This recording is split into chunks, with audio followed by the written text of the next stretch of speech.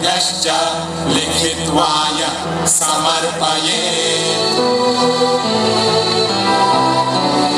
अस्य विद्या भवेत् सर्वा गणेशस्य प्रसादतः।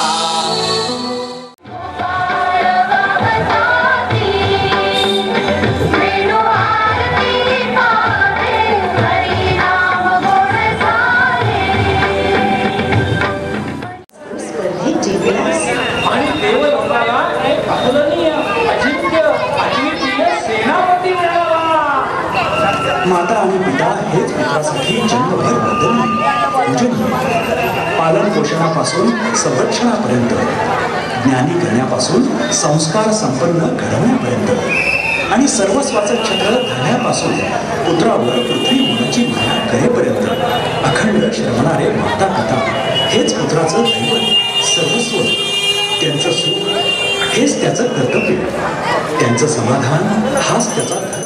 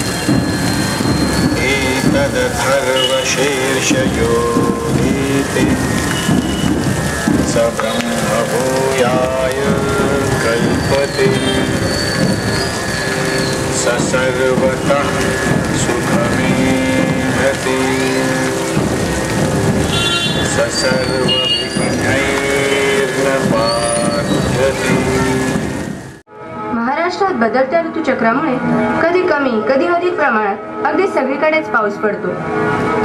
अगदी जिथे 100 मिलीमीटर पाऊस पडला आहे अशा ठिकाणी पावसाचे पाणी साठवल्यास किंवा जमिनीत पुनर्भरण केल्यास म्हणजेच रेन वॉटर हार्वेस्टिंग केल्यास दर हेक्टरी 10 लाख लिटर पाणी उपलब्ध होऊ शकते। आज शहरी भागात अनेक लहान मोठ्या इमारती आहेत, त्यांच्या छतावर पावसाचे पडणारे पाणी व्यवस्थितरित्या पाईपद्वारे फिल्टर करून साठवल्यास असे लक्षात येते की 600 मिलीमीटर पाऊस पडल्यास 1000 स्क्वेअर फूट टेरेसवर साधारणतः 50,000 लिटर पाणी उपलब्ध होऊ शकते. सदर पाण्याचा उपयोग एका कुटुंबाला 70 ते 90 दिवस आरामात होऊ शकतो. आज पुणे शहर झपाट्याने वाढते.